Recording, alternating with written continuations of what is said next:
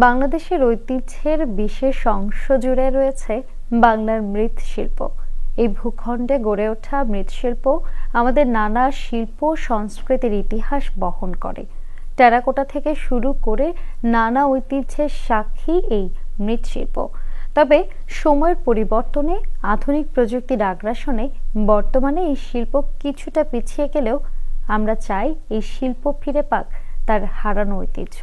জানবো এর ইতিহাস সম্পর্কে। বাংলার মৃৎশিল্প আমাদের ঐতিহ্যের এক অনন্য অংশ। এই শিল্পের ইতিহাস হাজার বছরের পুরনো। একসময় গ্রামের প্রতিটি বাড়িতে ব্যবহার করা হতো মাটির হাঁড়ি, পাতিল, কলসি, প্রদীপ এবং অন্যান্য গৃহস্থালী সামগ্রী। শুধুমাত্র দৈনন্দিন ব্যবহার নয়, বিভিন্ন ধর্মীয় উৎসব এবং সামাজিক অনুষ্ঠানে মৃৎপাত্রের বিশেষ ভূমিকা ছিল। মৃৎশিল্পীদের হাতে তৈরি এই পণ্যগুলো ছিল পরিবেশ বান্ধব এবং টেকসই। তবে আধুনিক প্লাস্টিক এবং ধাতব পণ্যের আগ্রাসনে এই শিল্প কিছুটা হারিয়ে যাওয়ায় কুমাররা এই পেশা ছেড়ে অন্য পেশা বেছে নিতে শুরু করেছে।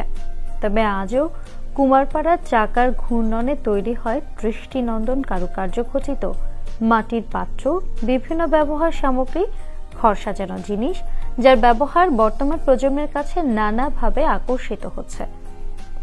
গাছের টব থেকে শুরু করে নানা ধরনের তৈজসপত্র ব্যবহারে মানুষ আগ্রহী হয়ে উঠছে। সঠিক পৃষ্ঠপোষকতা পেলে মৃৎশিল্প শুধু টিকে থাকবে না, বরং বাংলার সংস্কৃতির গৌরবময় অধ্যায় হিসেবে নতুন উচ্চতায় পৌঁছতে পারবে। দেশ থেকে দেশের বাইরেও এর চাহিদা বৃদ্ধি পাবে।